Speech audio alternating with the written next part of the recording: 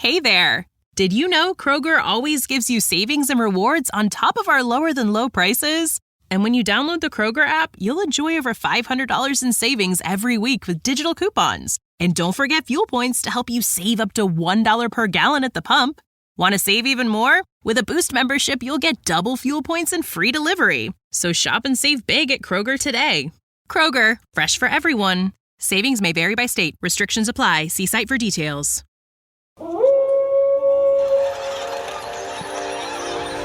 News team, assemble!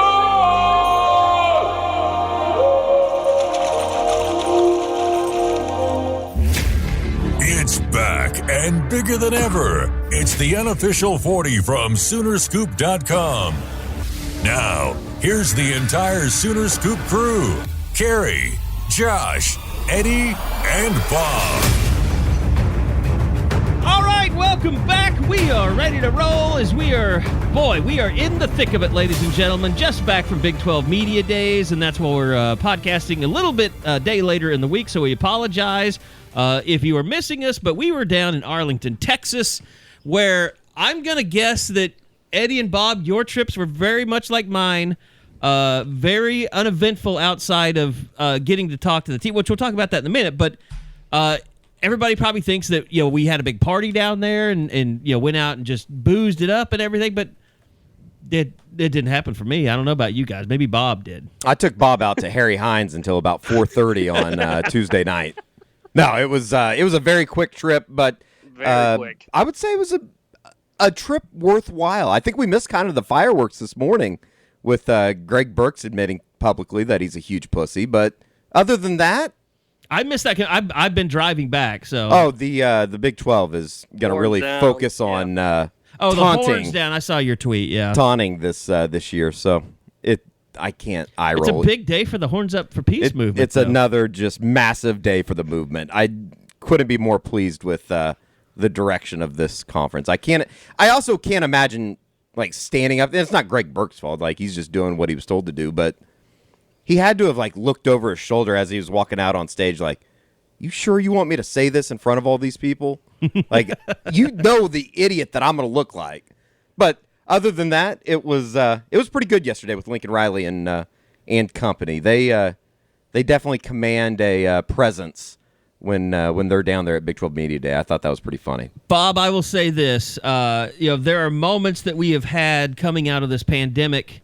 I would say that yesterday for beat writers, for reporters, for journalists, for columnists, for anyone that covers college football, especially in the Big 12, especially in Oklahoma, this was a monumental day to actually be able to look people in the eye, talk to them, ask them more than one question at a time, and wait while stupid people ask them questions so you could talk to them again. Like, it felt like home. It felt normal. It was awesome, was it not?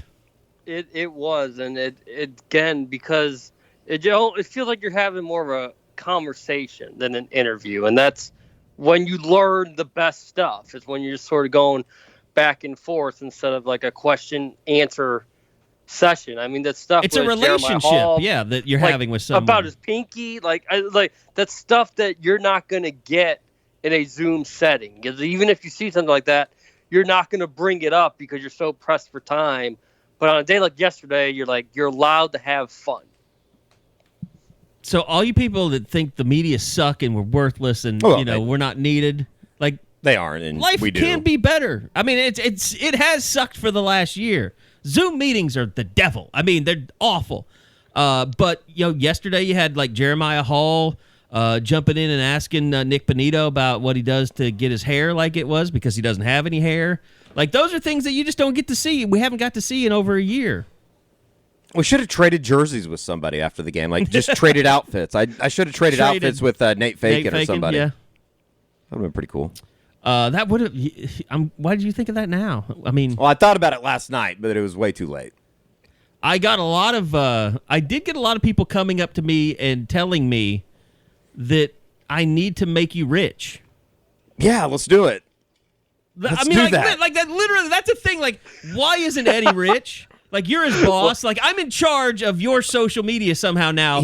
I'm in charge You're of in charge being of my an influencer. monetary Right, you gotta inflow. So apparently, now it has been made clear, I am completely in charge of monetizing you as an influencer. No pressure, I guess.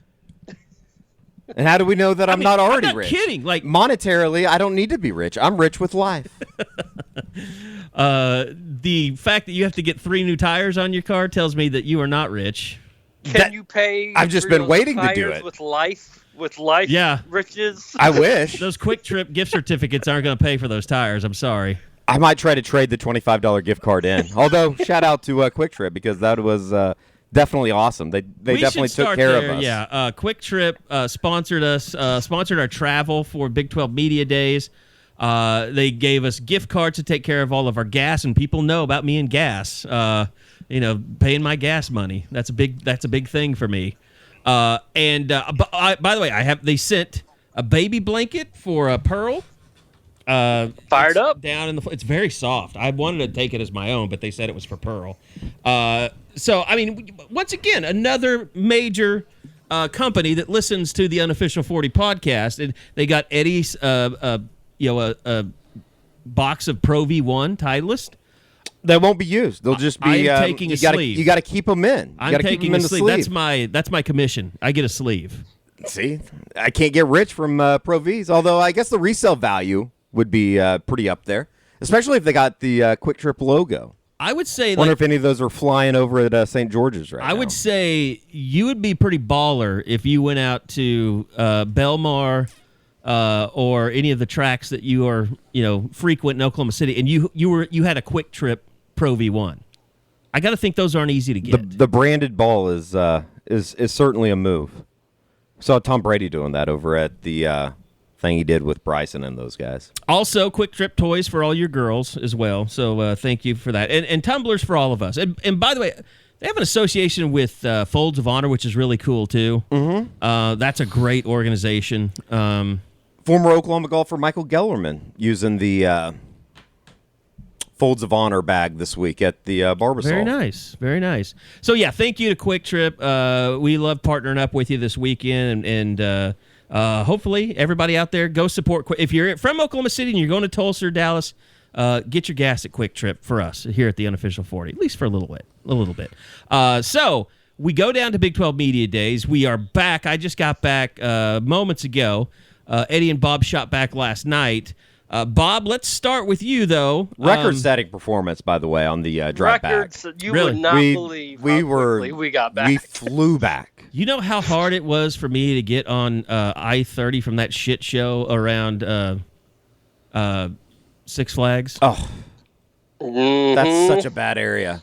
Such a bad area. It's been terrible for like 5 years. When are they ever going to fix that shit? They finally have the off-ramps ready to go, though. Because you used to have to go underneath, I think, and then kind of come back. I took an off-ramp to another off-ramp that took me somewhere else. You need a good co-pilot like I had in Bob. We killed it. We set the land speed record for Arlington to Norman. Express lanes, we were just flying. Once I figured it out, it was fine. I mean, did you guys break 2.5 hours? It was yeah, just it about. Was right at that. 225. I was on my couch before tip-off of Game 4 last night, and we left at 4:40. Yep, it was unbelievable. Okay, so yesterday, this is the instance. We throw it to our beat writer. We throw it to Bob Prisbillo, and we'll just say, Bob, your biggest takeaway for Media Days yesterday. Day one, Lincoln Riley, Jeremiah Hall, Nik Bonitto. Yeah, not too much groundbreaking news to go over, but I like them embracing the expectations for this year because we all know it. We've all said it. And the fact that they're saying, that they're not saying, we've got to take it one game at a time. The fact that they were openly admitting they understand what could be at stake for the season, how good they really are, I can appreciate that because they shouldn't downplay the fact that I feel this is the most complete team we've seen in Norman since 2008. There's no reason to act like you're not as good as what you really, might end up being throughout the course of this season. So I like that they know they're the favorite, they know the target's on their back, and they don't care. You know, it is interesting going down there, being around other coaches every year, being around other players every year. Because let's face it, I mean, and Lincoln Riley ruffled some Texas fans' feathers by continually calling Jerry World their second home, which it's not like they beat the Longhorns 4 years in a row down there. No, I mean, that's been happening for a while now, and I think maybe they started saying that a lot more last year, I feel like, and maybe that's something that you just miss when you aren't when you're doing Zoom. Yeah, when you're on Zoom and you're not really exactly. Well, they didn't even have it last year. Sure, but even like at the end of the year last year. Yeah. Right. You know, Texas fans were checked out. Going into Florida, right. They were saying that, but that's when it's in a Zoom and you don't have those other beat writers around. And you have a Florida linebacker saying the shit that he was saying. Well, and I think, you know, at which took all the the end of the attention. day, it's probably filed under, this is things you talk about when you're 51 days from kickoff having a Big 12 Media Day. But the thing about it is look, everybody knows OU is the top dog in the conference. Now, Iowa State, I know they believe they're right there. And yeah, I mean, that was a great Big 12 championship game last year. The way they came back after halftime, kudos to Iowa State. Here's the thing for me. I wish that game was earlier in the season. I don't want it like it was last year. I don't know. I mean, it does give the other team to recover. Iowa if State they lose. would be awesome. It's probably better for the conference to make that in October because the other team can come back. Sure. But here's the thing. To me, when I look at Oklahoma, I ask myself this question. Oklahoma appears to be the top dog now. The way they've recruited, the way they started to stockpile talent on defense, they've been the top dog without that. The question is this. Is the Oklahoma football program going to elevate itself even higher above the rest of the Big 12 this year and win a national championship? Or is Oklahoma going to stay with the pack, fight for a title, and be a little disappointing? I really think there's only two ways that you can look at this season. Get championship or bust mentality is what you're saying. By the way, Iowa State, what's their ceiling? I mean, they have 20 of their 23 guys. Can Iowa State get better than they were a year ago? Yeah. Can they beat Iowa? Can they just do that once? But what I'm saying is, have they had the influx of talent to improve like Oklahoma has? I don't know if it's an influx of talent as much as it is.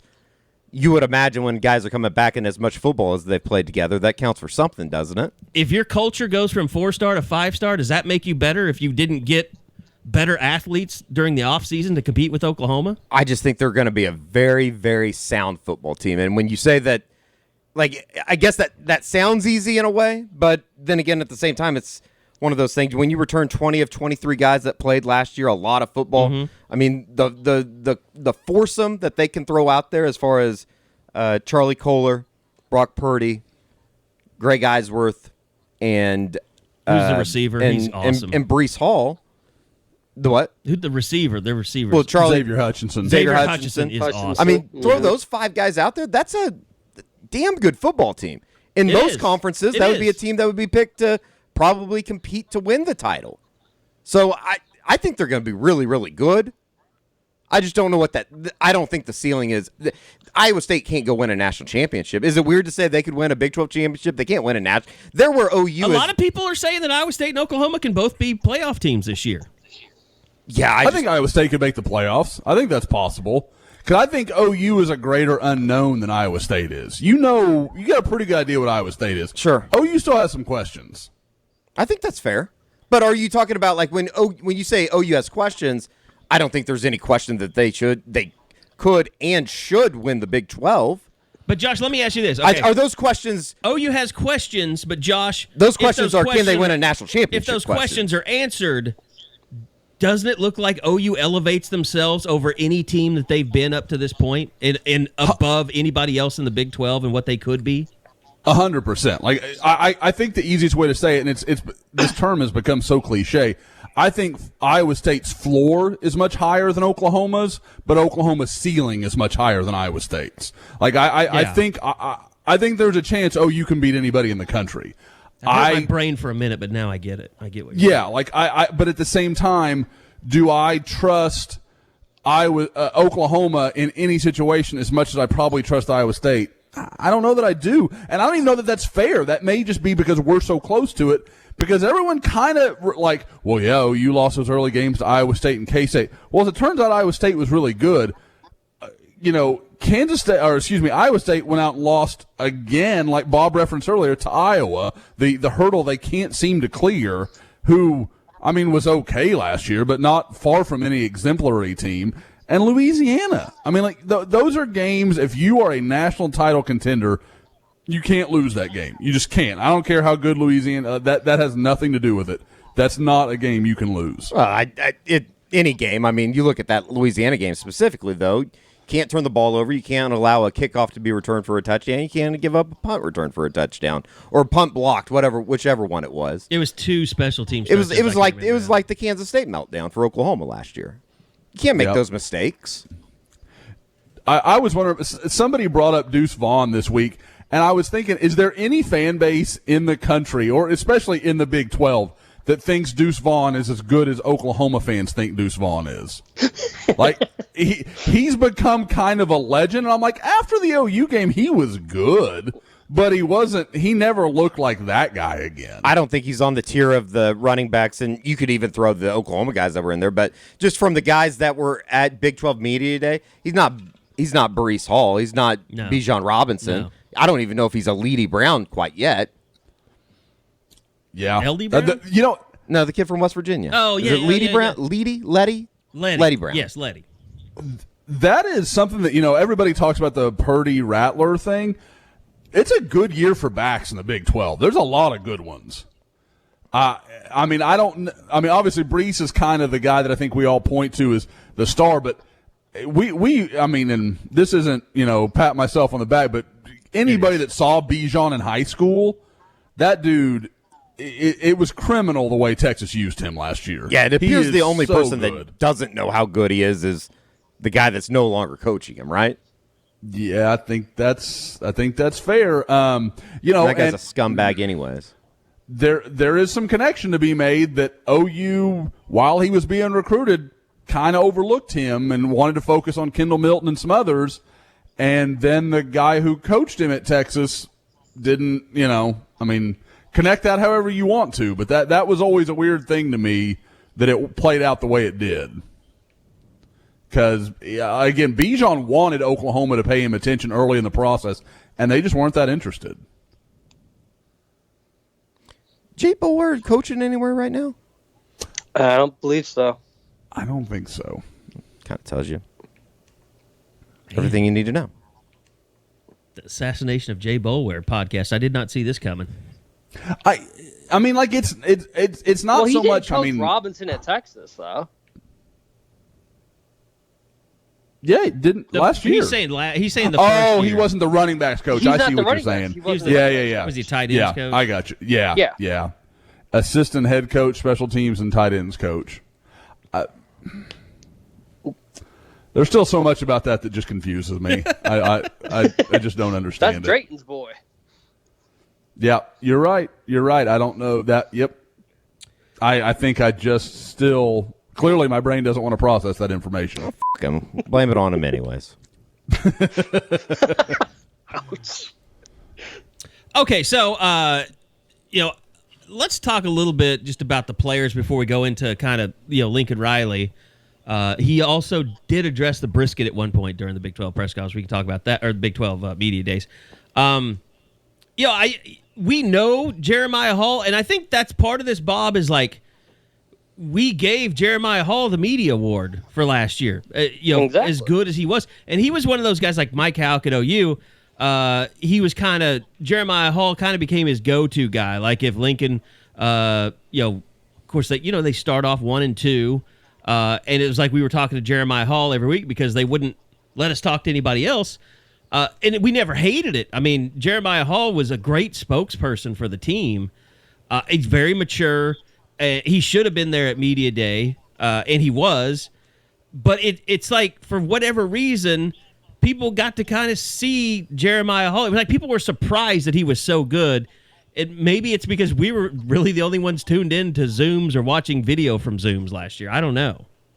Right, and you knew there were going to be a lot of people disappointed that Spencer Rattler wasn't there. Didn't matter how many times Lincoln would explain why that was the case, because he's always been it's a reward for upperclassmen who deserve the honor, like Hall. But if they stuck around, if they could get over it, Hall's 30 minutes was about as good as you would have thought based on how well he handled the situation throughout the course of all last season. He's just a very engaging personality who's able to speak about the team like almost nobody else. Definitely nobody else on offense has the pulse of that team than Hall. So maybe it's not the Heisman guy, but if you really want to know what's going on in the locker room, in the trenches with the offense, Hall was the guy to talk with. It's kind of like fullbacks over the years. They just have that reputation. They're just really good teammates. It's probably the position. You even had Hall say he had to talk to the offensive line.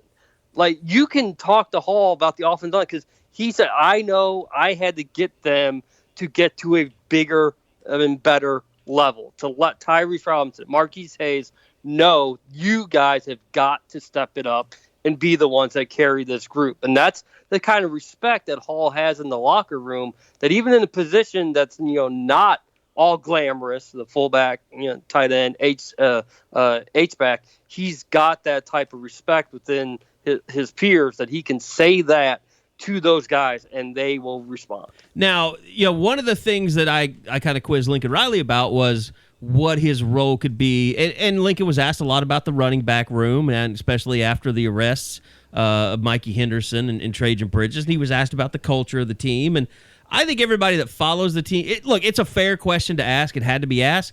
I think everybody that's followed this team since Lincoln Riley's taken over, none of us believe like he is just letting people run amok and that the culture of the program is bad. He hasn't had these problems before.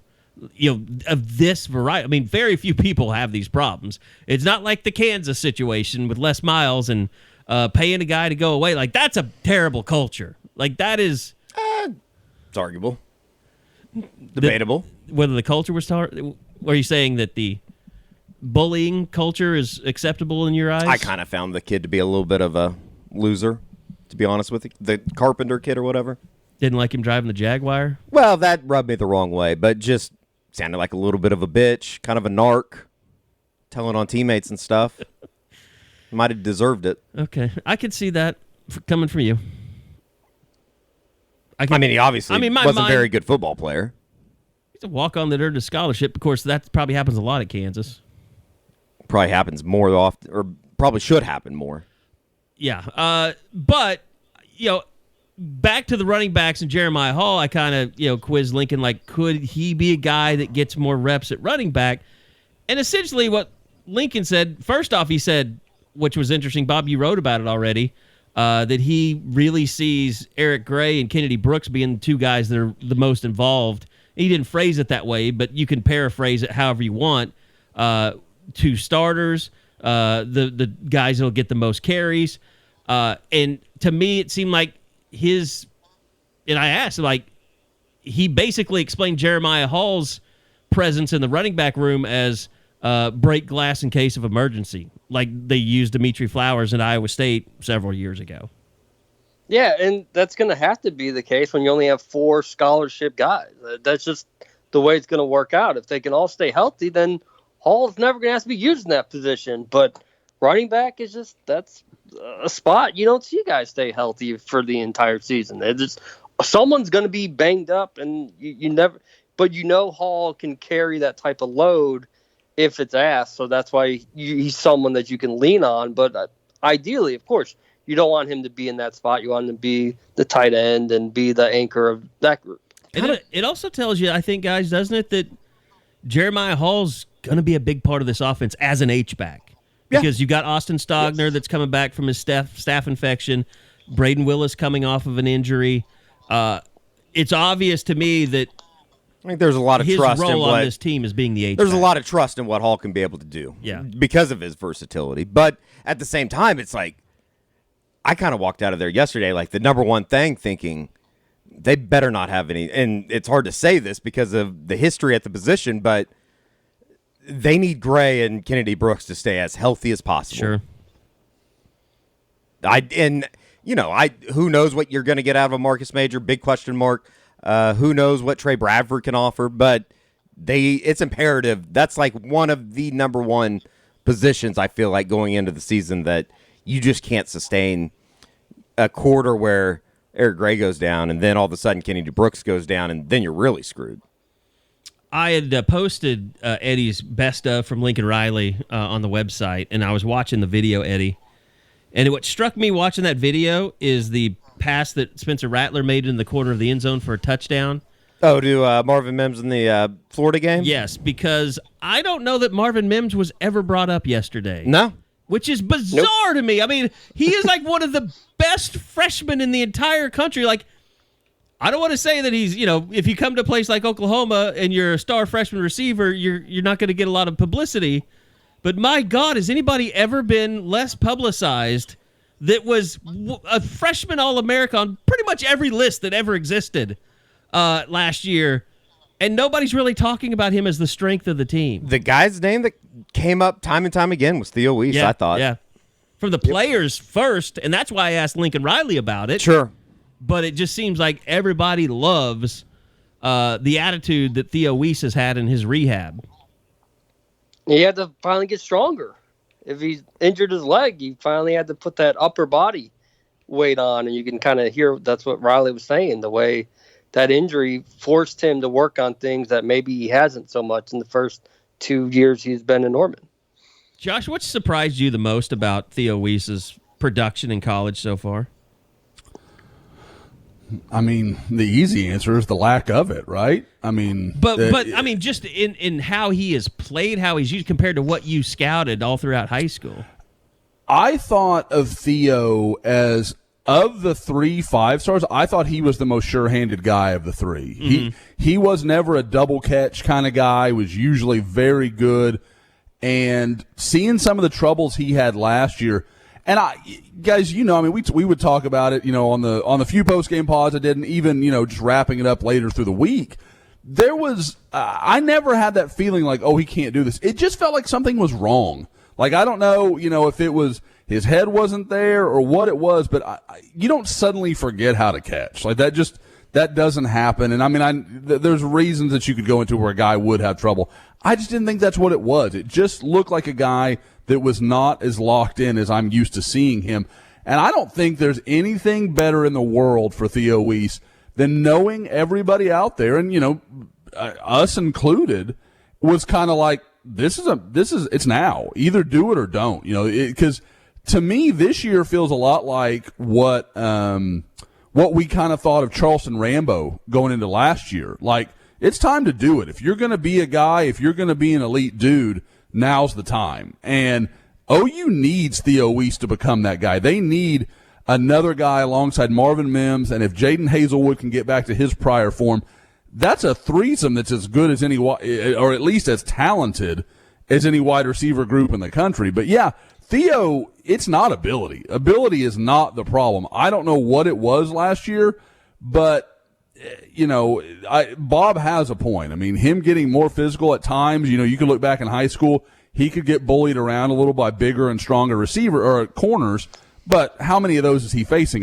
in high school? In college, it changed for him, and I don't know how quickly he adapted to it. Was it Theo that Lincoln was talking about that had really worked on his route running over the course of the summer? Because I couldn't tell. It was Jeremiah Hall. Okay, it was Jeremiah Hall. Okay. Yep. Because it was during the breakout session, and you couldn't hear the question. You couldn't hear it from back there, and the audio didn't pick it up either. So I didn't know if plus you've got who the they big, were talking giant about. Fans from the big screen going all the time.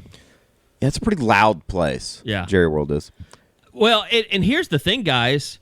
Like, you talk about Theo Weiss, and I think you can include Jaden Hazelwood in this category. Like, have they had the drive that they needed to be great as receivers? I think you can question that. Here's their problem. I think from everything I've heard, Mario Williams does have that drive. And he's willing to just take your job away from you if you can't raise your level of play. I've said it over and over again. Those Florida guys and their, our first profanity, their give a is extremely low. They don't care. That wasn't the first. They're gonna take a job. They're gonna go do whatever. There's no, oh, that guy's a senior, I got to give him his due. They're not wired like that. Most Florida guys, and Mario is absolutely not wired that way. He is he's there to take a job. That's his plan. I think that's good. They need more of that down there. But I mean, like especially you said, at the wide receiver position. If you have Theo, if you have Marvin Mims, if you have Jaden Hazelwood, then you add Mario Williams, you're going to find your guys. I mean, the guy that doesn't get talked about it probably any, and you kind of forget that he's never even participated in a practice, is Mike Woods and what he's going to bring from Arkansas. Yeah. Mike I Woods. think Riley put it pretty simply. Drake Stoops got a lot of drive to be great. They fit well. He's going to win the Blitnikoff. I think Riley said it simply yesterday. They know they're going to be good, but are they going to be great? And are they going to be great enough to be elite? And if they're elite, I think you got a guy in Spencer Rattler that's going to be able to get him the ball. That's the easy part. And if they're elite, it's going to be an offense that sure. If they're elite, it's going to be an offense that is back in that 16, 17, 18 type. Did you guys ever get the sense yesterday that Lincoln just wanted to come out and just flat out say, I'm not really that worried about our defense? Oh, I mean, when people would ask him about how does this become a championship team, it always seemed like I know he's the offensive coordinator, so it makes sense that he's going to, look at it through that lens, and he's trying to motivate those guys and get them to be better. But I just felt like there was kind of a glimmer in his eye that was like, I ain't worried about those. I think it's pretty obvious. And it's kind of funny. It's like the progression from 17, 18, maybe even shades of 19 and Grinch's first year. But it's no longer like, when are you going to play defense? It's like specific questions about Nik Bonitto and kind of his backstory, or, the linebacker core. They're as deep as they've ever been, or the defensive line. They haven't got to the point, like, could you be the best defense ever in Oklahoma history? Like, they haven't reached that level yet. Sure. But if they have a great year and are the number one defense in the Big 12 and are like one of the top 5 defenses in the country, people are going to start talking about the defense in those terms again. No, I think that's very fair. It's like the question has turned from, can this defense actually be good, to how good can this defense be? Sure. Like, how dominating can they be? Yeah. Yeah. Like, I mean, and guys, I don't know about you, and I was talking about this yesterday. Does it feel like nationally there's still this hesitancy about Oklahoma's defense? Like, oh, that can't be real. Like, that last 2 months, 2020 was weird. It feels like everybody's really trying to write off the defense. Like, it's not as good as you think it was. There are a lot of dumb fucks out there, but I think that number has fallen, that people that actually are willing to say that out loud. Because if you say that out loud after watching the last 2 years, you're a dumb fuck. Well, I just don't think that you're watching if you don't think that they're playing. Well, you haven't watched since the Rose Bowl. I mean, it's hard to not look at a guy like whoever. Nik Bonitto's probably everybody knows that he's a pretty damn good player, but Perrion. Yeah, look at Perrion, or look at the development of David Awegbu, or look at Brian Asamoah or Deshaun White. Like, those guys, if you can get them to be and take that next step, because we saw them take a step from year 1 to year 2.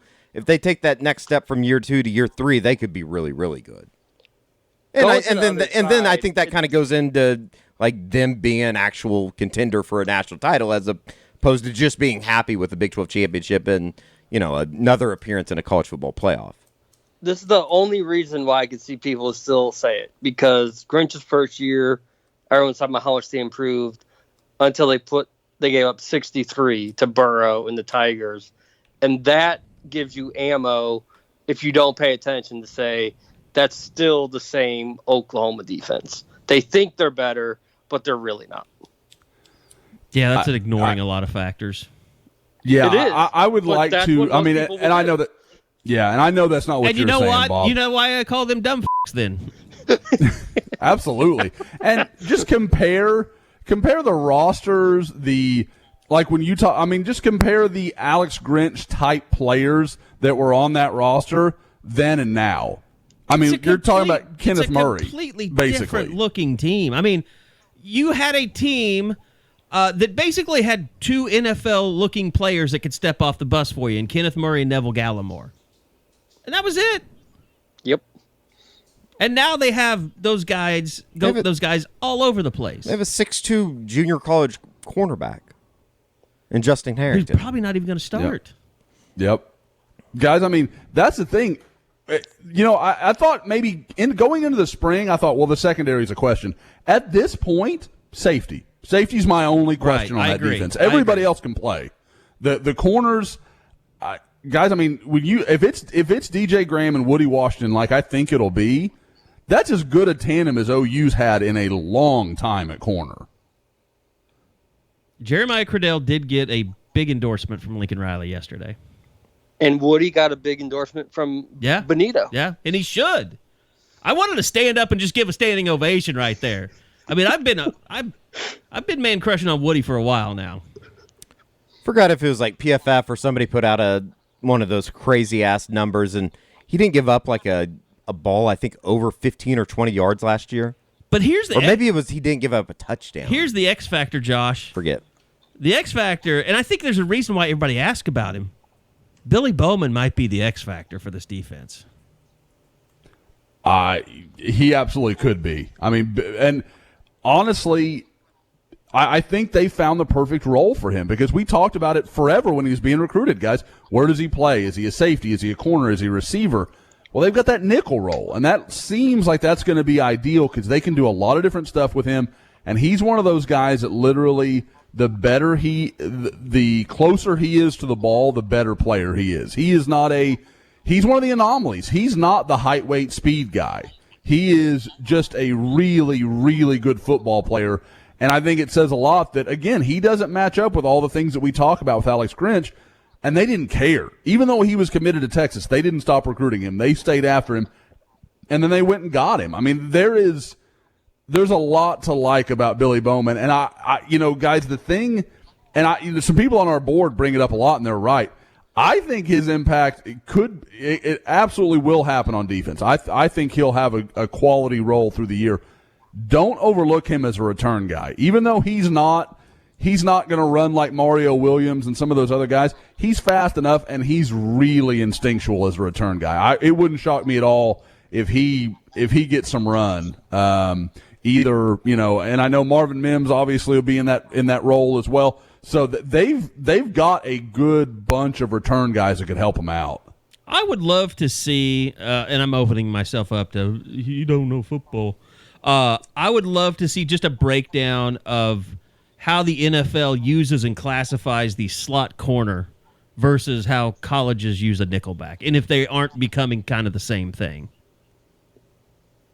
Because we all know the nickel was essentially created in a 4-3 to replace a linebacker to give, the Roy Williams, the Roy back. I mean, that's what the nickel kind of was born out of. But now you don't really need a linebacker / coverage guy. And I think that's why the NFL calls him a slot corner. Oh, I think it's almost the same thing. And Billy, like I said, Billy brings enough of that he's fine. And I think he'll, because those guys that are the slot corners, everybody kind of like tries to make them, it's the same thing. It's a little different. They have a little different role. They're having to worry. They have different concerns, different conflicts, stuff like that. So I like the idea of him there. I think it makes a lot of sense. And I think also, if you don't feel that's his long-term answer, that's not where he's going to be all 4 years, you get some answers. Like, okay, we like him in this aspect, but we think maybe safety is going to be better because he struggles a little bit with this. We can't lock him up in man on a slot corner, so we can put him at safety. We can cover him up a little bit, but he can still come down in the box. We can, it gives you some further answers to what you want to do with him. But again, Billy Bowman's one of those guys that if you had told me when signing day happened, okay, which 3 or 4 guys are going to play next year, I would have bet on Billy Bowman because he is just an outstanding football player. Who else is over there in that nickel role? I mean, I guess, is it Billy Bowman than everybody else, or can Justin Harrington fill in some there? Like Lawrence, we don't know where some of these guys are being positioned. I've just never understood. It feels like they have so much talent out on the corners. Like, why would you move guys out there? I haven't understood that. Like Bryson Washington, Key Lawrence, some of these Jordan Mukes, like we don't have a real clear idea of where they all fit in. I suppose it's a good problem, though. I mean, it's a better problem than they've had in the past years where you're like, God damn, they have to play these, this guy here, this guy there, because they just don't have any bodies. Spring game wonder was like Kendall Dennis. He played phenomenal in the spring game. Let's start a smear campaign on name, image, likeness, and how negatively impacted it is by closed practices. I mean, I like it. Closed practice is just the worst to begin with. No one's getting to see you score those touchdowns on Tuesday afternoon, boy. Let's get it going. Let's roll. You are not getting that Canes deal if people can't hear about the tackles and interceptions you had in practice versus games. Mm-hmm. Third string defensive tackle. You know how you get some love. You got to get some sacks in practice, bro. That's going to be the new promotion over at the Alameda Raising Canes. Buy 5 boxes, get a practice pass, like a 30-minute practice pass for free. Oh, that's amazing. I'll take one for the team. I'll eat the 5 boxes, okay? Guys, one of the and I know Justin Harrington comes up a lot, but I mean, OU seems engaged in this cornerback idea, and I won't say that I understand it, but whatever. The guy that I think kind of gets lost, and Bob mentioned Kendall Dennis. Josh Eaton is the same way. Josh Eaton played a lot early on, and I thought played okay, but Devon Graham just came on so much there as the year went on that Eaton just lost more and more time. And I don't know that it was because Eaton did anything wrong so much as Graham just really excelled down the stretch last year. So, he's such a big and long guy. Now he's real skinny, so I don't know how that would work. But you wonder, is he talented enough that you kind of let's cross-train him a little bit. Let's see if we can find somewhere that he can make an impact. Well, I'm going to be curious during camp if Jaden Davis reasserts himself a little bit too. Because I think we all kind of, we look at DJ Graham and Woody Washington kind of as the de facto starters on the outside corner. Guys. Yeah. That's who Grinch and Manning would want compared to someone of the size of Davis.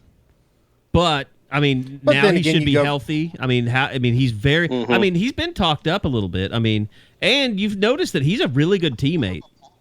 I mean, like on Twitter, he's always...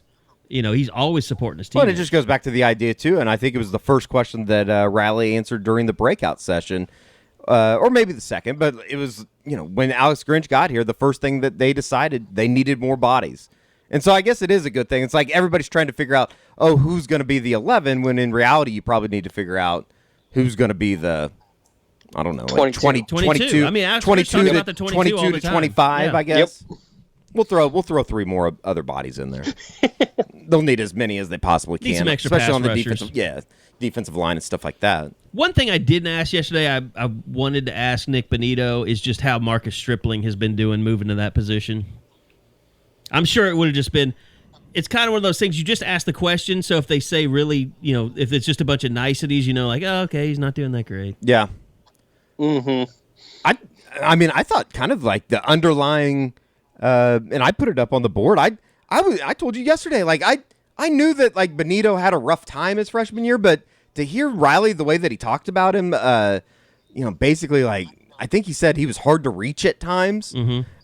I don't know.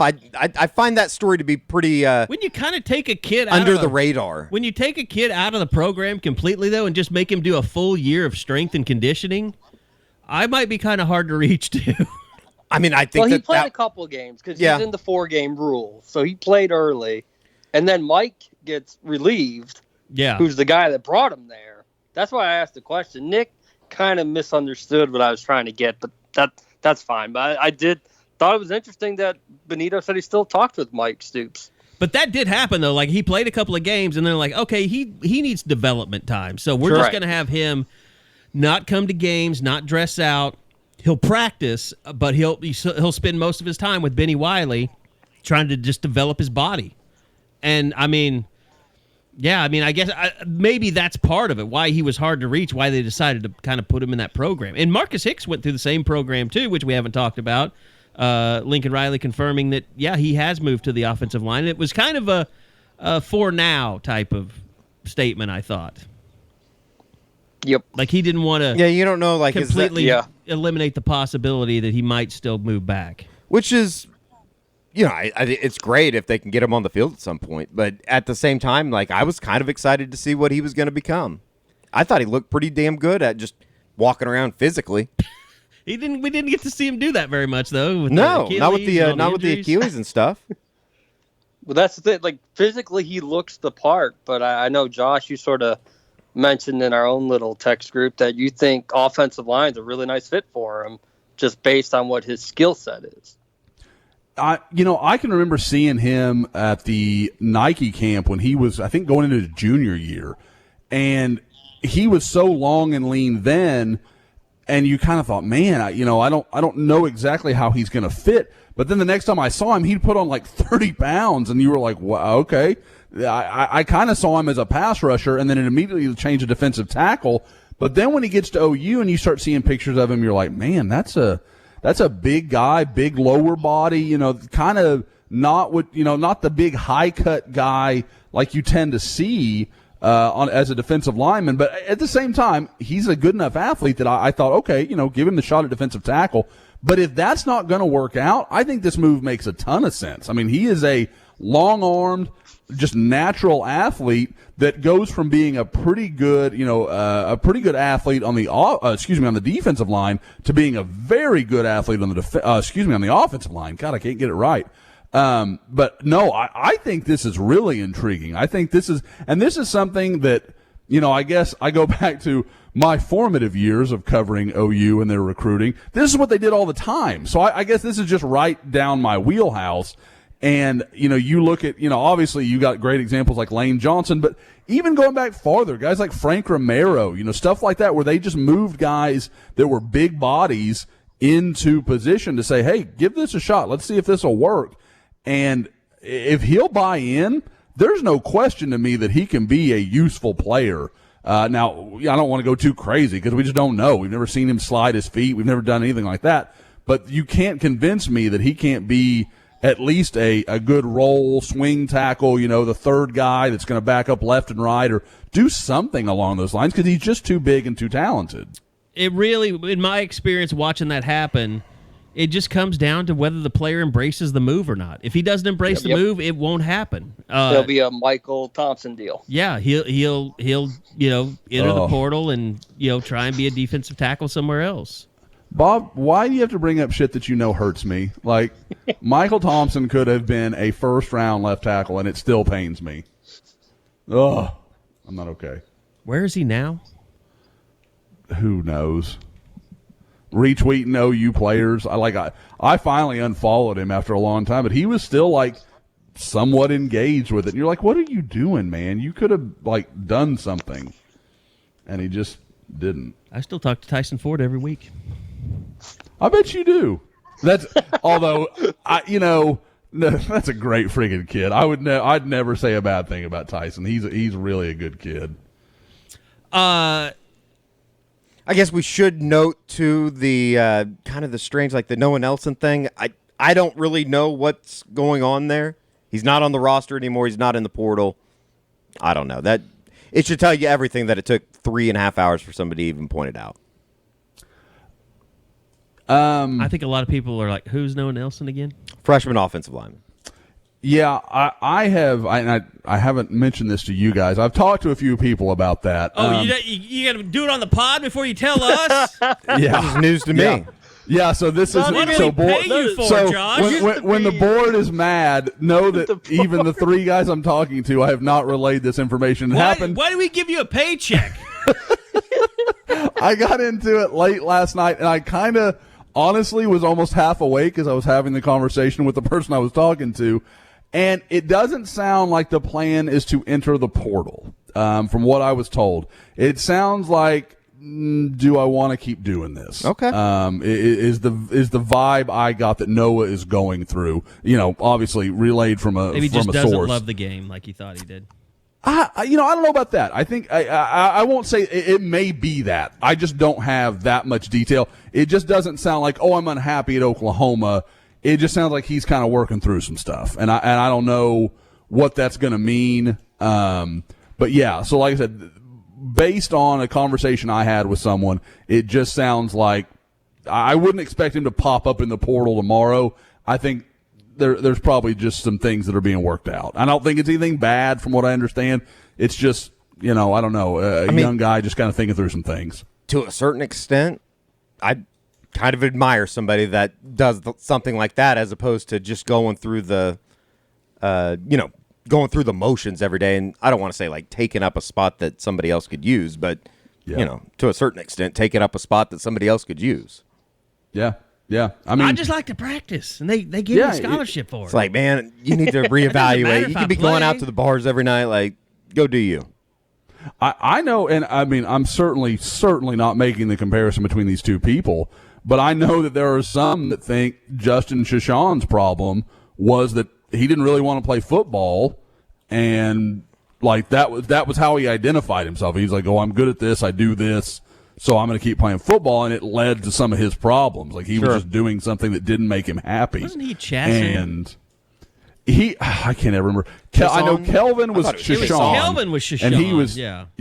And I think he was Chasen. I think you're right. Chasen. Yeah, I think that's what Chasen. Yeah, I think it's right. You're right. That's the takeaway, though, to have here, Carey. Damn it. We avoided this.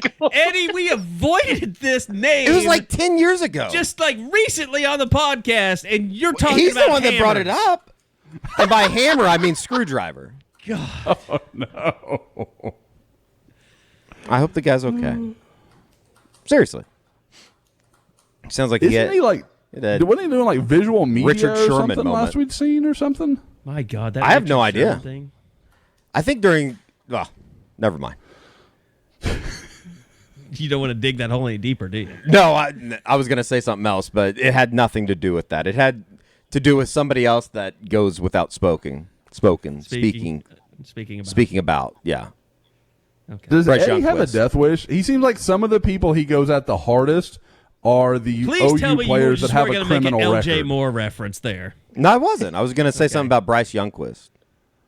Well, he didn't do anything to anybody, just not ever show up.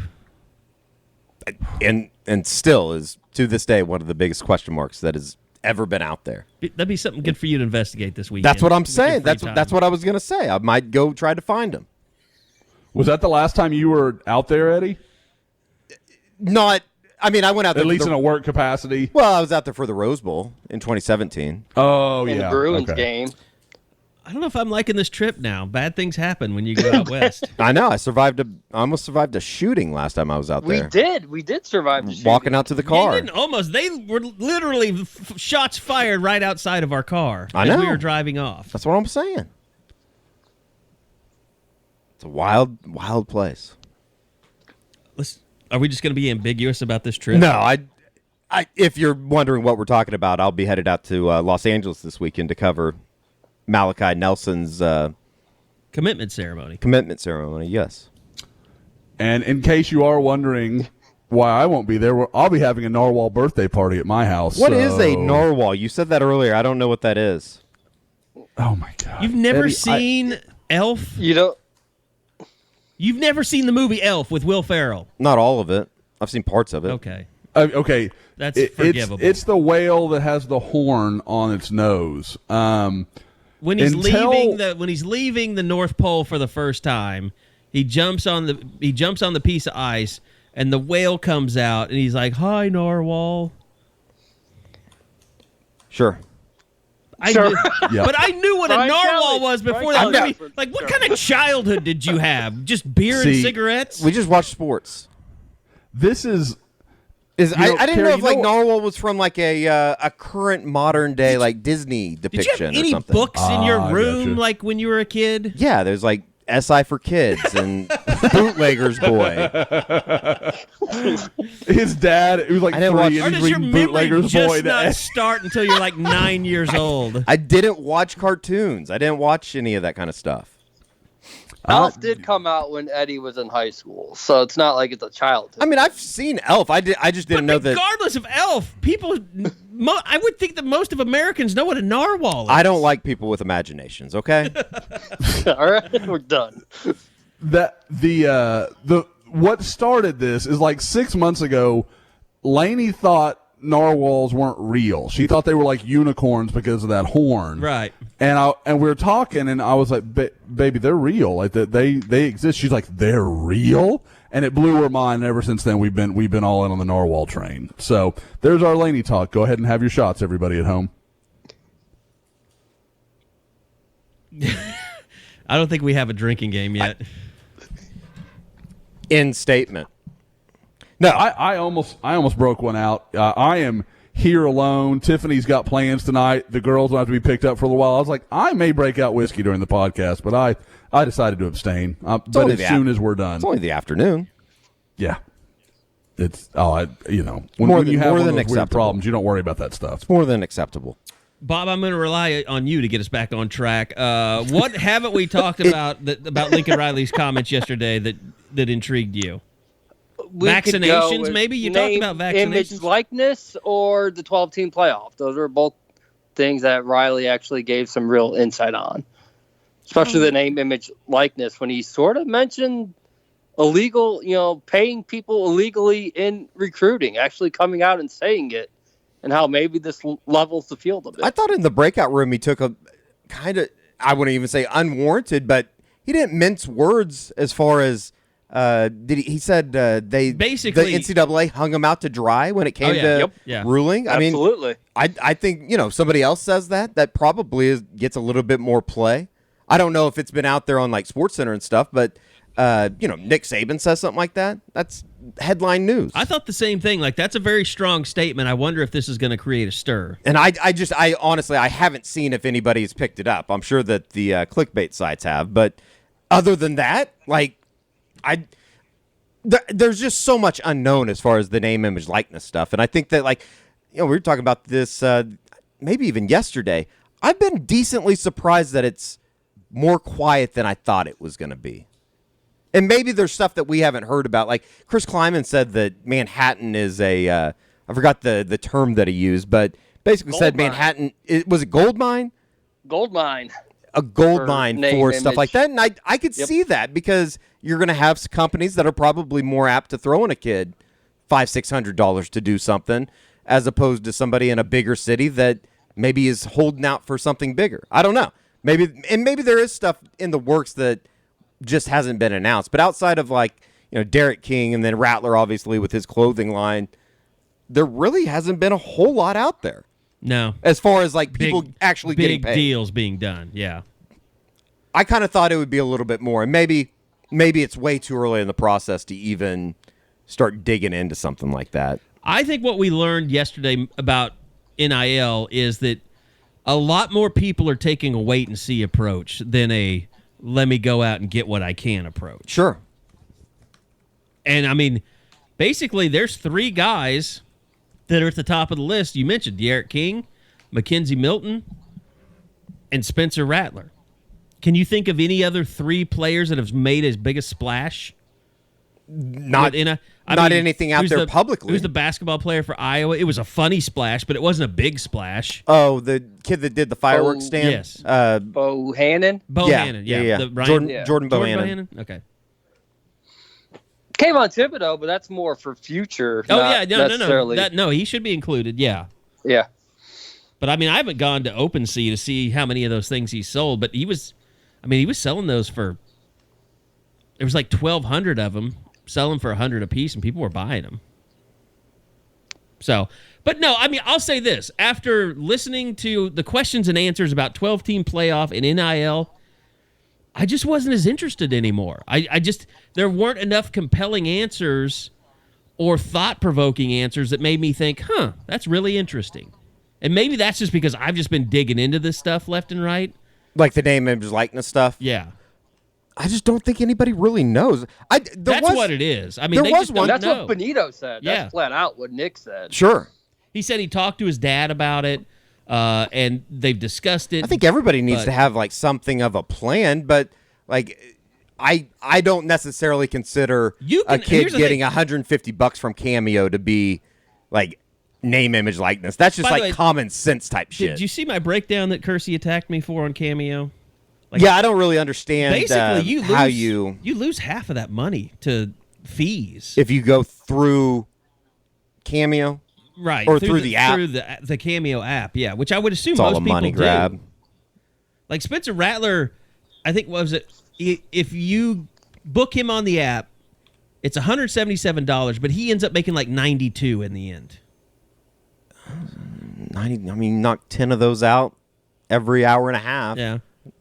Decent money. I guarantee Mario Williams didn't know that salary structure for putting his out there for 25. Is that what his is? Yeah. I'll be honest. Kid puts out a cameo thing. I'm not really paying attention to it.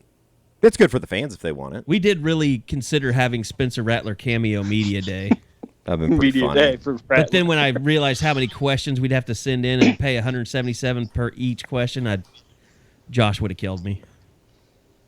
It is pretty Well, funny Tiffany process. Tiffany would have. Tiffany would have killed Tiffany me. would have murdered me and sent someone for you. So we'd be a leaderless ship. Eddie and Bob would take over and run this much cleaner and better. I don't know about cleaner. Time, Eddie. I don't know about Yeah. cleaner. Eddie, this is why we don't tell it's- Josh about stuff. It's a balance because Bob is clearly cleaner than either of us. I guess but I won't you stay are, at the Ritz this weekend either. Oh, don't worry, I booked it.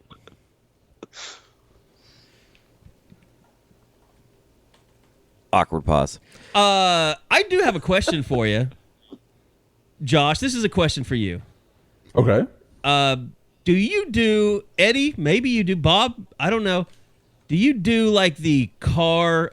And this is something I just found out that was even available until recently. Do you do the car wash membership program where you can just go get your car washed at any time and you just pay a flat monthly fee? We do with Tiffany's car. See, I knew that was going to be the answer.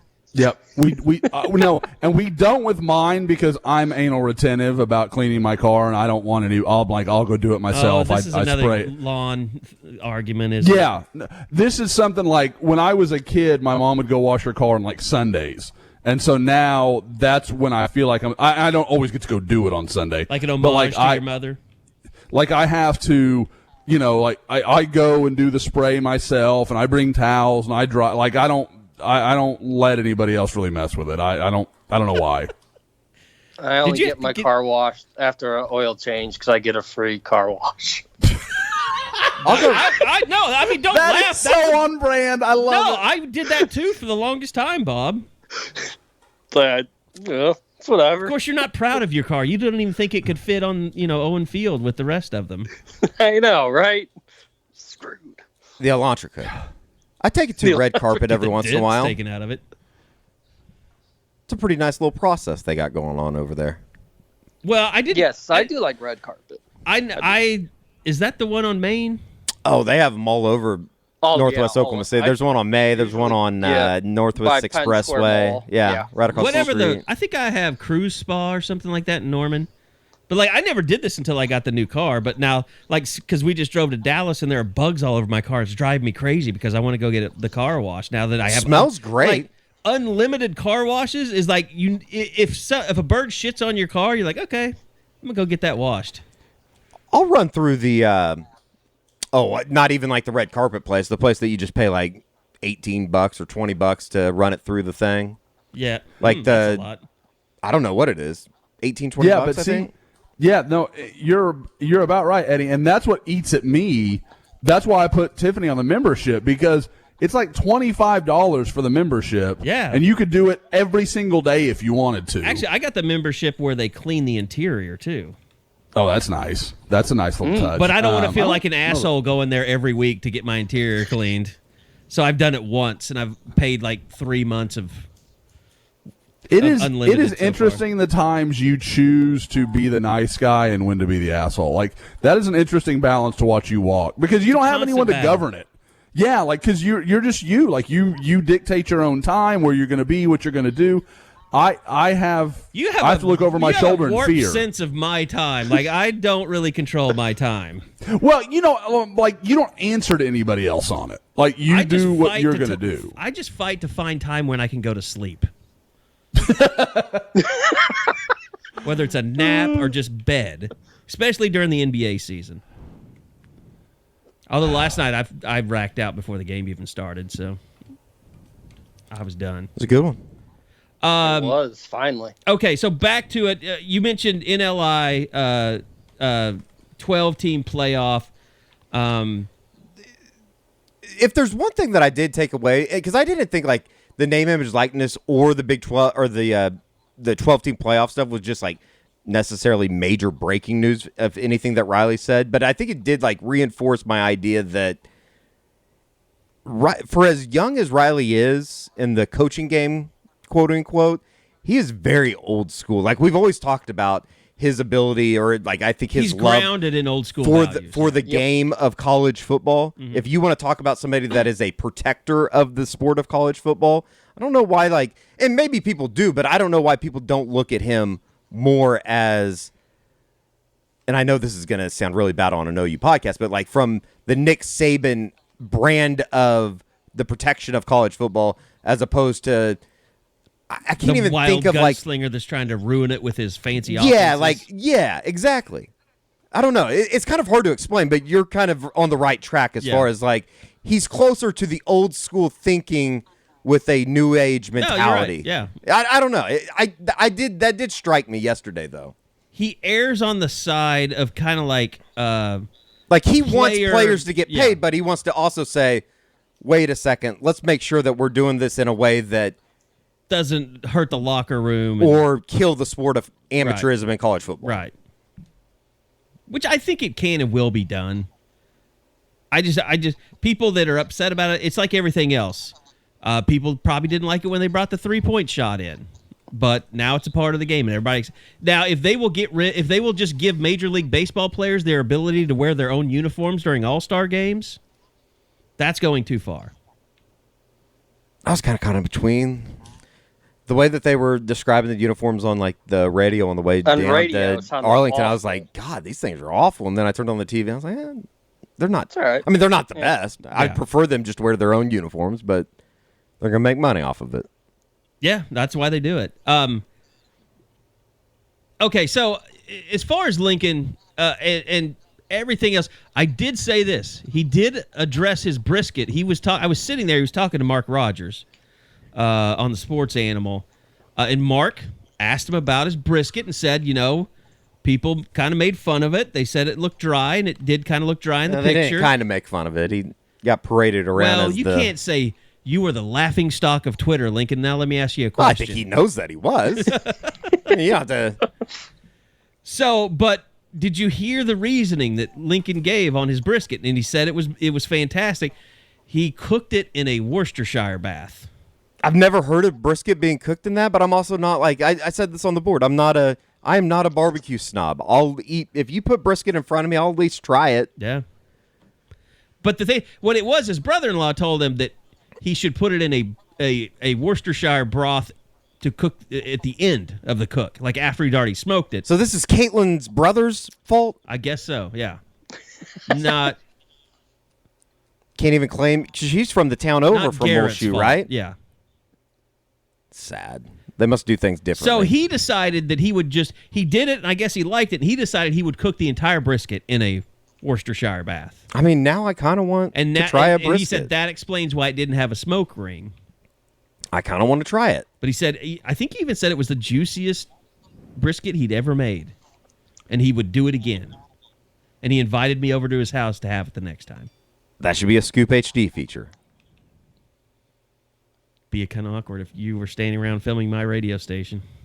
Just pretend I'm not here. Only for you, I guess. It wouldn't be awkward for me. I'm just showing up to do work. Not sure Eddie's a team player.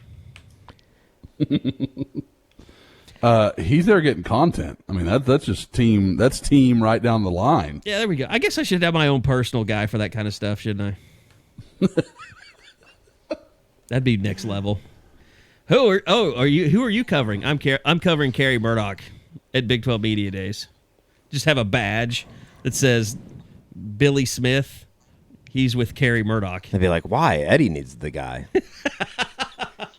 I did tell Eddie this, and I think it got his head a little big. I don't know if he'll be able to get through the doorway going out of here, but I'm not talking one, I'm not talking two, I'm talking several people came up to me, and I don't know if maybe Eddie is doing this behind my back. I'm sending people, yeah. But accusing me of doing a poor job of managing Eddie as an influencer. I think they're taking that a little too literal. They basically I don't think said I'm that influencing anything. You should be making a shit ton of money, and it's my fault that you're not. I'm sure Eddie's not going to argue that point. Sure. Sign me up. Blame Carey. Yep. Nailed it. I've told him of some plans I have. I just need $5,000 from a Nigerian prince, and we'll put it right into play. I think that's Did perfect. those guys ever send you the money back? I never get it back. No, they do it. They do it, but it's in smaller increments than what you expect. Okay. Is it in like happiness? Is it a happy life? Something payments? like Is that. what Yeah. is? Yeah. Gotcha. Okay, so let's get to some recruiting because there's some announcements coming up, and we'll come back to Big 12 if we need to. I mean, I think that kind of covers it. There was Yeah. there pretty was. much.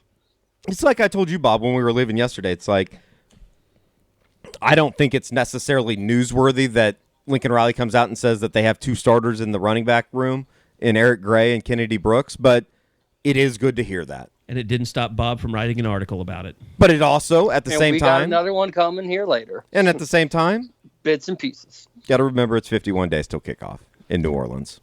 You know, the one thing, and I know Carey was driving, Eddie was dealing with car stuff, and Bob, I think Was had trying kiddo not to swim get stuff sick. today.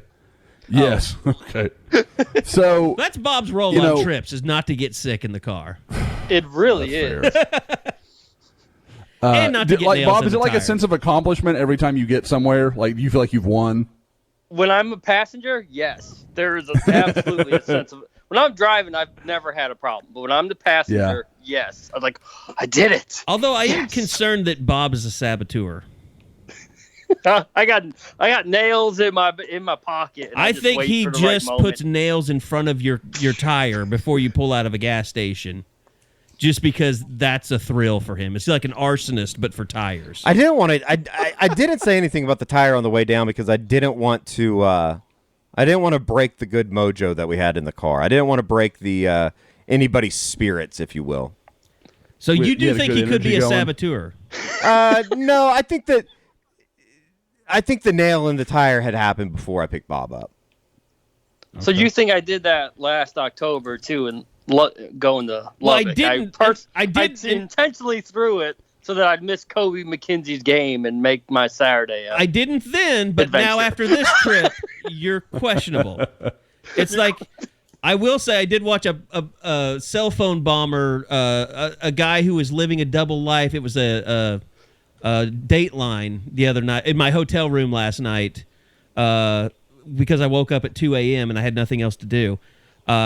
He was living a double life with a family in Pennsylvania, and he was trying to kill his wife with cell phone bombs. I think I've seen that one. So I'm really into conspiracy. I had conspiracies on the mind when I think woke I've up seen this that morning. one. Of It's a really course, good that's one. the shit Yeah. Eddie's actually seen. Of course. I've seen every day. I've seen every Dateline seen ever that made. one. Datelines are course. fantastic to watch. I am a nut for Keith Morrison. Okay. Anyway, what I was gonna say, and I just Don't just change a the second, subject, John Makowicz. as a non-OU related media day thing. Did you guys see the comments from Steve Sarkisian during his yes.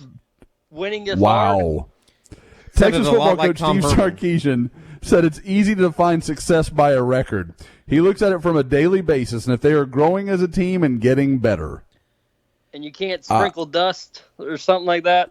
Yeah, They and hired, largely, they hired a recovering alcoholic. What kind of stuff did you think he was going to say? This is therapy talk. but no, this is what that's perfectly presented for this Instead next. of, Anwar Richardson tweets, Texas football coach Steve Sarkisian has said magical fairy dust and winning is hard during Big 12 Media Days. He has no clue about the PTSD he's causing with Longhorn fans. I talked to Again, have you guys ever met a recovering addict? Like, Do you think instead of like they live that type of life every day? That's the kind of stuff they say. instead of putting stickers and helmet decals on their helmet after touchdowns, they're going to give them tokens on the sidelines? I'm not talking about that kind of stuff. More like affirmations on their helmets, or their T-shirts underneath will be, they'll be like affirmations. I did talk to somebody yesterday about Texas, and I just was kind of asking them about Sarkisian and stuff, and they don't really know just because they haven't been through a full season with him yet. just from like media policy and that kind of stuff. But I kind of had this idea that Hudson Card was going to be the starter. I talked to multiple people yesterday that think Casey Thompson's going to be the guy down there, or at least to begin the season. I don't know what that means, but I don't know. I thought that was kind of notable. By the way, I would like to say, I just thought about this. I am not trying to slander people who are recovering alcoholics. No, I mean, I'm sure we have several listeners that are. I'm just saying they don't live the same type of life that a lot of people live. They're very thoughtful in what they say and how they do things because they have to be.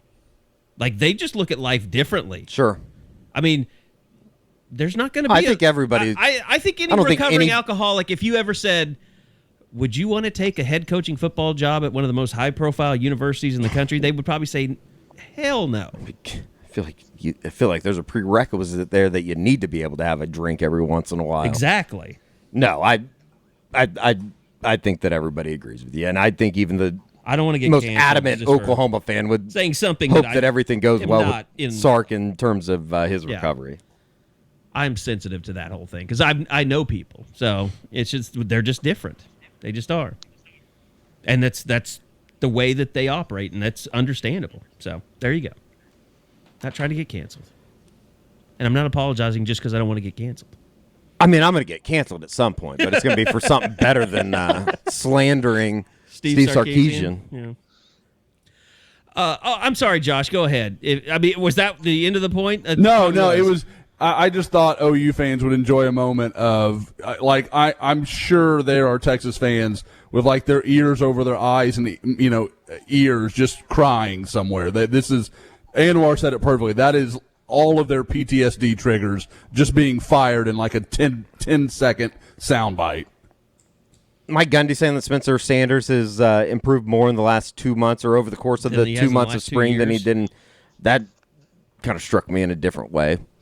I've talked to a lot of people up there that think that straight up Sheldon Illingworth's a better quarterback. It sounds like something. You gave a lot of praise to Shane too. It sounds like someone. Gundy did. Yeah.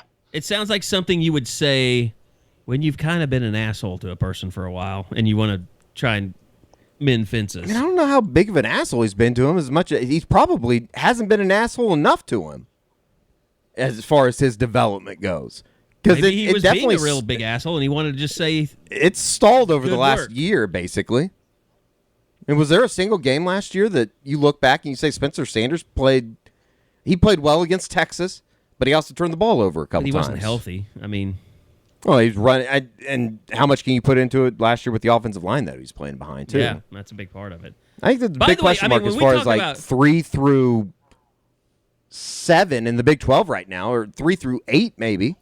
Josh, when we talk about floors and ceiling, I mean, obviously Texas always has a high ceiling. But I think Oklahoma State could have a higher ceiling than Iowa State has. They don't have the same... Their floor is a lot lower. And maybe you could say it's equal or not quite. But I'm just trying to point out, I think Oklahoma State's ceiling is underrated. I don't know. I think I'm a little more bullish on Iowa State than you are. I mean, and it's something I heard, Gabe and Teddy talking about in their pod. Like, they were talking about the possibility that, like, Iowa State might have, hey, just gonna give credit where it's due. And I think they're right. It's an interesting point. You could make the case that at every single skill position, Iowa State has the best player at that position. They've got the best tight end. They've got the best running back.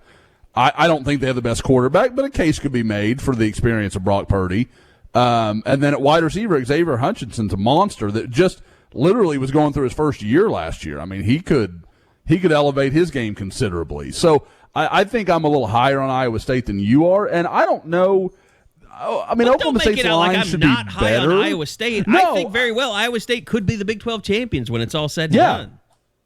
Do you think what you're saying is you think Oklahoma State could be? No, I think if Iowa State would have to falter a little bit. I mean, that's what. But I mean, if you're saying Oklahoma State's ceiling is better, right, then they'd have to be just as capable. Their ceilings are similar. What I'm saying is Oklahoma State, if they play to their potential, they could have a better season than Iowa State. The team that I can't figure out, I don't know how I feel about TCU at all. I don't know where I'm at on them.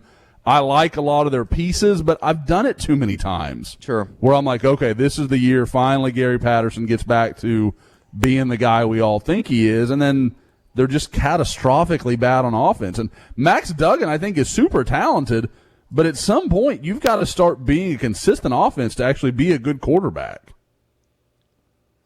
No, I agree, and he's feast or famine. I think for all three of those teams, TCU, Oklahoma State, and Iowa State, it comes down to what they're going to get out of the quarterback position. Because we've seen all three of those guys as far as Sanders, Purdy, and Duggan. They've all flashed at times. By the way, here's one thing. This is going to get pointed out on the pod, and I just want to point this out. We talk about Iowa State versus Oklahoma State. Do you know who won that game last year, Josh? Oklahoma State won that game last year. It was in Stillwater, though, right? Yeah. So they go up to Ames this year? It's kind of one of the What's few the date on healthy that? Spencer. It was Is that October early? 24th. So it's early in the year? That would have been. Oh, no. What about weeks this after year? They would have played it This year. Oklahoma, right? This year. Yeah, something like that. When do they play Iowa State this year? Yeah. Hold on. 2021.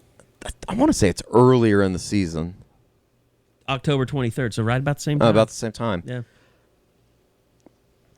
I think Iowa State. I don't know. I guess I'm gonna. I mean, look, I'm Iowa talking State, myself into buying in, Iowa but State, I believe that they could end up in the college football playoff. I'm not saying the same thing about Oklahoma State. I'm just saying they're gonna have to go 11-1 though. Iowa State. Right, and win the Big 12 championship. I think they Yeah, would have to win the Big 12. They'll have to go undefeated Oklahoma and then get beat by could OU in the get Big 12 without winning the Big 12 because of their reputation. Sure. Even if they end on a loss? Yeah, it would have to. You wouldn't have to have. They would lose to Iowa State in the Big 12 championship. If both were really close games, yeah, and those were clear. I mean, those were in there. Let's say there was only one loss or one other. No, there was a no-loss team, and the other team were like one-loss teams. The thing that makes it weird and the thing that opens the door for Iowa State this year, and an idea that the Big 12 could possibly get two teams in, is just because you look at the SEC, you look at the Big 10, and the fact that those teams are going to have to fill other spots. Fill the quarterback position. Like, we wouldn't be saying the this. Pac-12 get a team this year? I don't know. No, Pac-12 doesn't play football. Unless USC goes undefeated, I think Ohio State has the talent to get one. USC's schedule is incredibly easy. Yeah. I mean, they play the rest of the Pac-12 teams.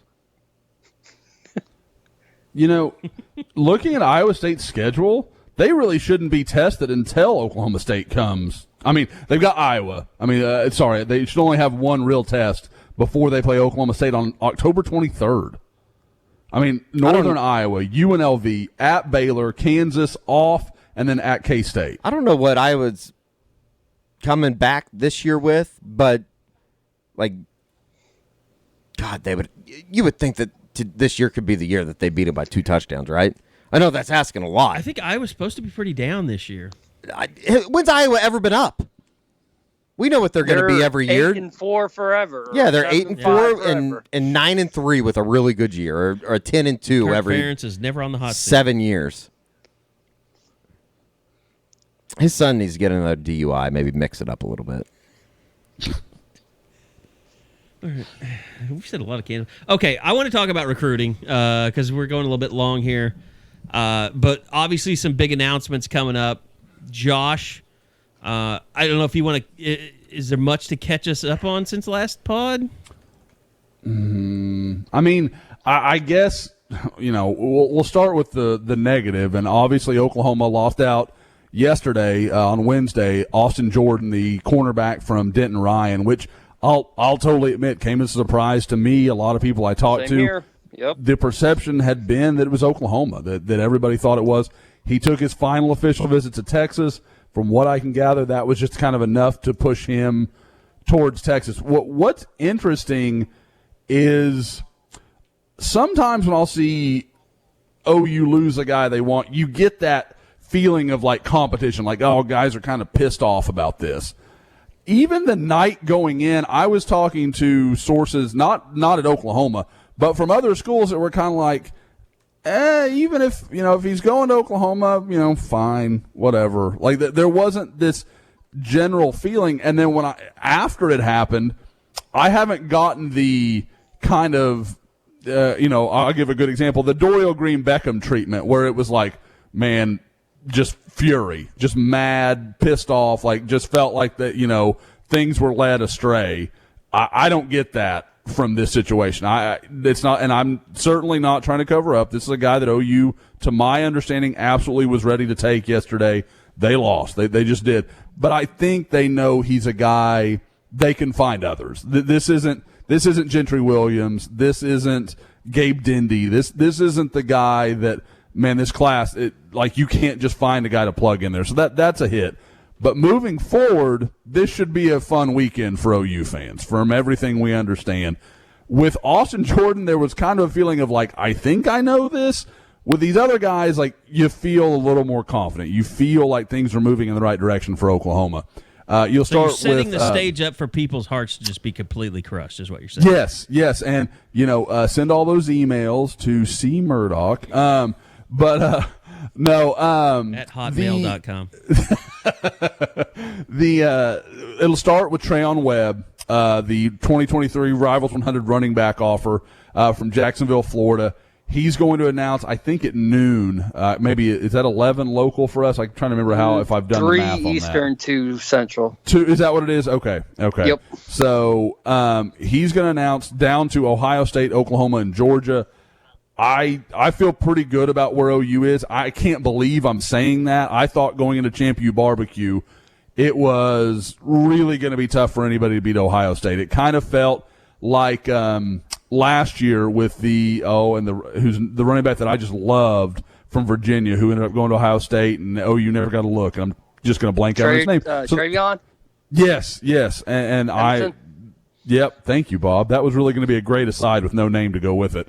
But no, I think Oklahoma just did a lot with him. He's really developed a strong relationship with DeMarco Murray. The thing that I think OU fans will like, should they land him, is his very close relationship with Brandon Ennis. They are boyhood friends. He will begin recruiting him, and that could be huge for Oklahoma to land the number 1 wide receiver in the 2023 class. Then you've got Caden Helms, who I know it's in the evening, Bob. Is it 6? It's 5. I'm terrible with time. Yeah. So, and he's going to do it on local news, announce his decision. So there is, and sorry, I didn't give my Carey notice. This is a tight end from Bellevue, Nebraska. Another guy that was at Champ U Barbecue. He was also at the spring game and really has felt very likely for Oklahoma for a while. I know North Carolina really gave him a lot to think about. He loved that visit. For people that haven't been out there, that's an incredible campus. I mean, that is a cool place to visit. I can absolutely get why a kid, especially with a skilled head coaching recruiter like Mac Brown, why a kid could fall in love there. But I never really had a lot of doubt that this feels like this should go Oklahoma's way. But we'll, obviously everybody have to watch Saturday night. And then Sunday, the one that everybody's been waiting months and months for, is the final decision from Malachi Nelson, the number 2 overall player and number 1 quarterback in the 2023 class. He's going to decide.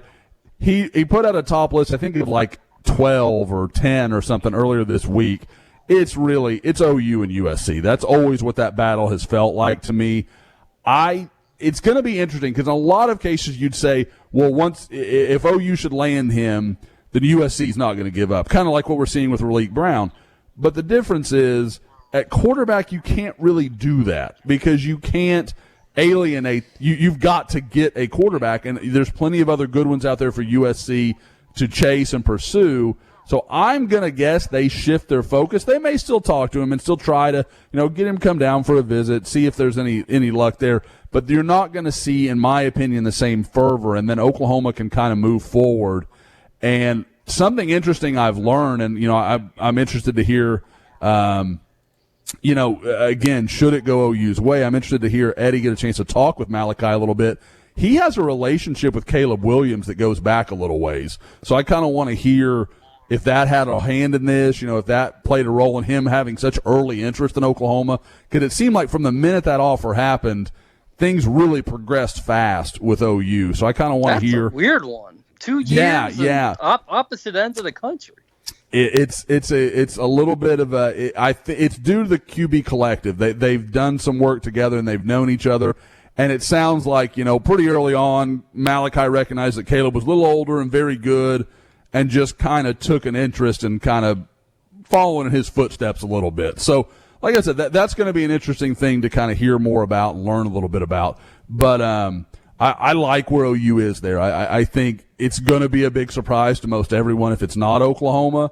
But, anytime you're talking about a hometown kid, you want to see him say it publicly before you know, okay, this thing is done. As far as, and you kind of alluded to it there, and it's been, I think, written about, it's been talked about. We've talked about it here on this pod before. But once you get Nelson in that 2023 class, you start shaping that thing up it could be really, really special, right?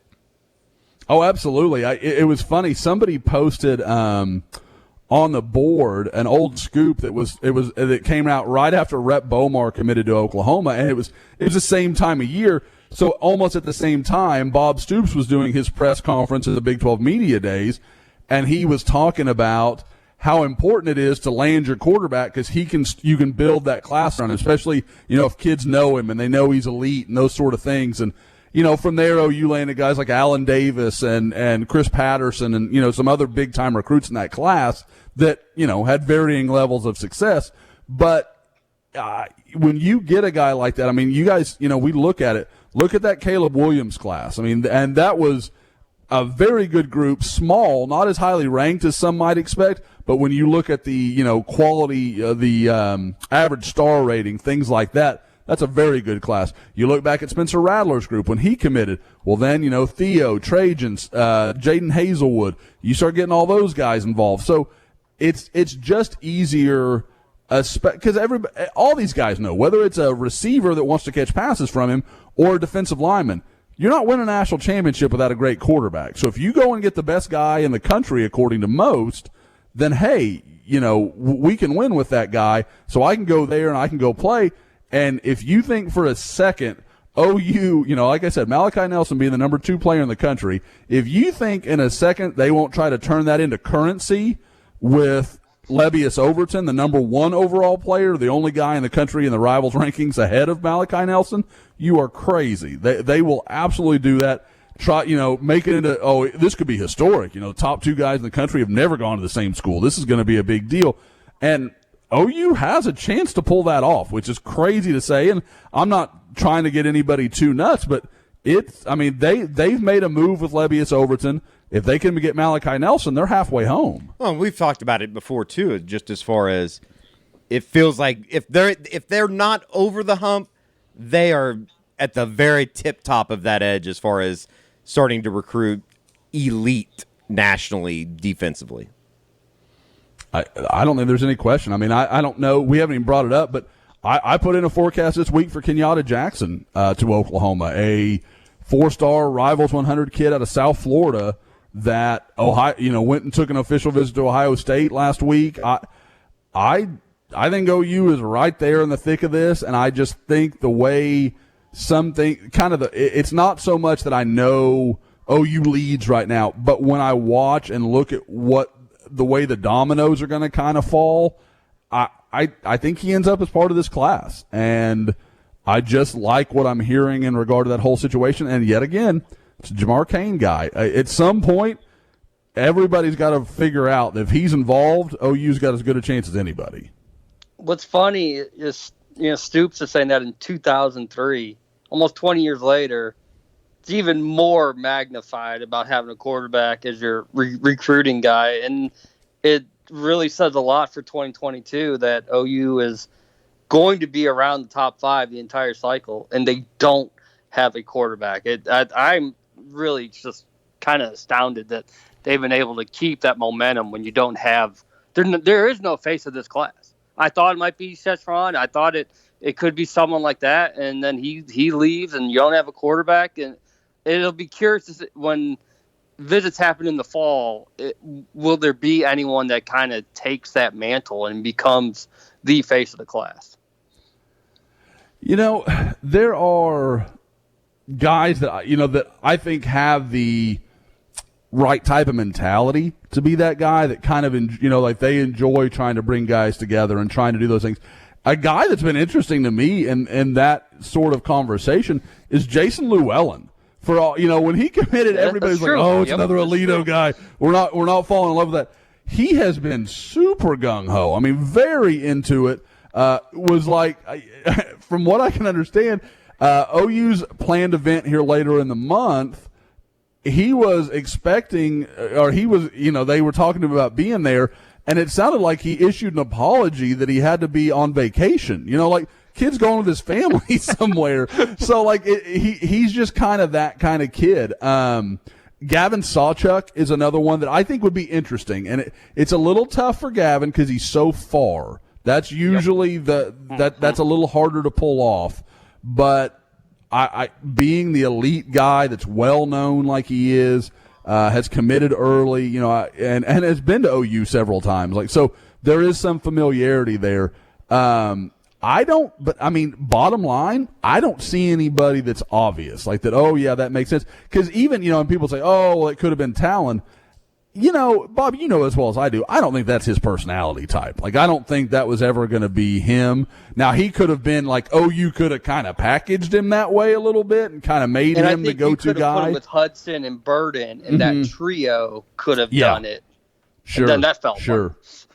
Yeah. It's so funny. If I'd have told everybody 3 months ago that the last wide receiver in this class was going to be Luther Burden, no one would have believed me, ever. And, I mean, you look at Luther's saying and doing the right things. I mean, like, I know he's going on some visits and that sort of thing, but people have to accept that's just part of the way it goes right now. But from what I was told, his visit went very well at the end of June. And, Oklahoma's not foolish, but they feel good about where they are. He's a kid that, again, I say it over and over again, but it's just because it's true. When a commitment is relaying the information to their coaches or to the coaches they're committed to, that means something. It's not the guys that don't say anything, those are the guys you got to worry about. Luther Burden, literally every time I hear some buzz or some gossip, sources have already heard it. Like, it's not there's nothing I've ever brought that was like, oh, that's newsworthy. It is known. And so he does a very good job of not letting anything scare Oklahoma. All right. Speak now or forever hold your peace if we've got anything else recruiting related to get to. After this weekend, do we hit that period of the year where, everybody kind of starts shifting that focus into high school seasons, regular season as far as college football? Or do you think there will be another small uptick before we really get rolling, by the middle of August, September? Yeah, you got that 1 week window, it feels like, once it ends July 24th. Go ahead, Josh. Yep. I agree with Bob. I think you're looking, and if it's not done by August 1st, it's probably not going to happen until some more visits happen. Like, I think that's what you're talking about. But if you wanted to, just to throw some names out, Kenyatta Jackson is a guy I would be watching. Luke Haas from Bixby, the 2023 tight end. I'd still be watching him. I kind of am leaning more and more away that he actually is going to take a little time, but you never know. The guy that's really interesting, and it's just because there's a lot of things in play with him, is Jaden Scarlett. The defensive lineman was at a private school in Dallas area, has now transferred to Powerhouse at Argyle, Texas.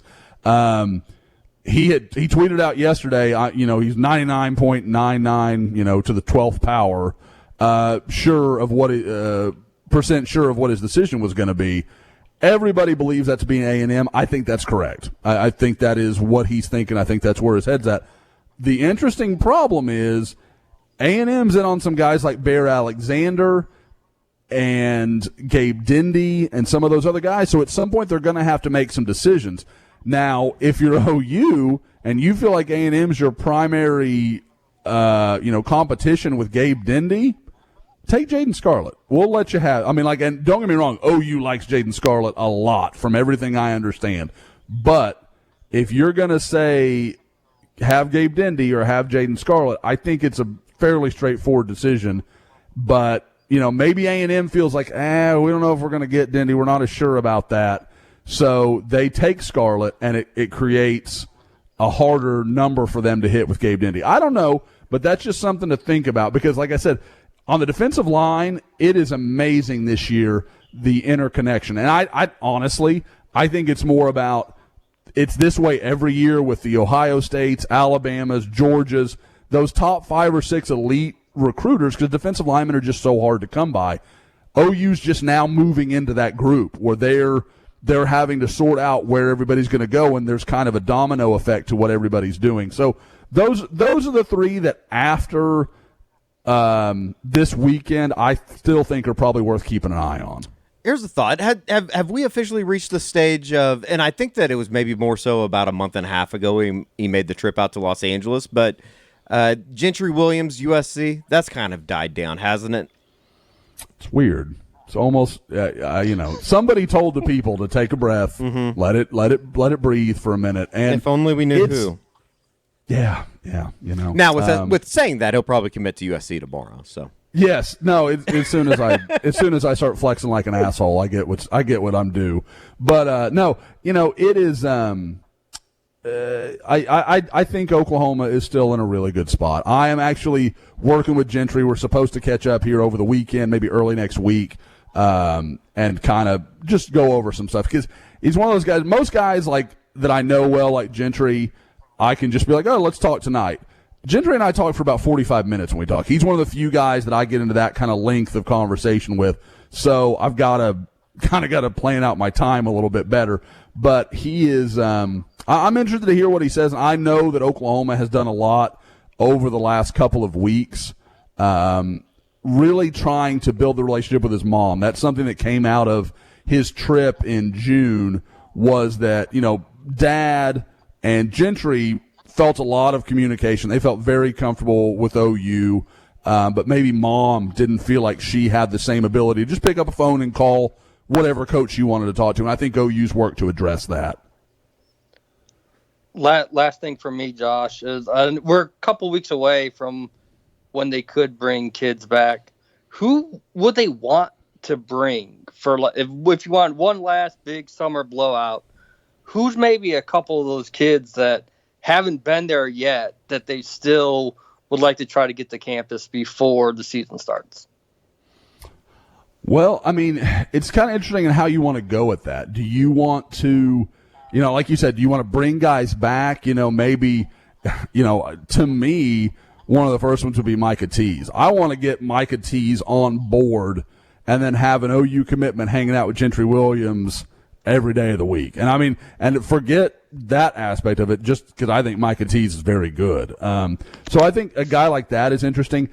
I have been told that Jacoby Johnson is looking to come back again. I think that feels like that's picking up some momentum all of a sudden again a little bit with the 2023 DB offer from Mustang.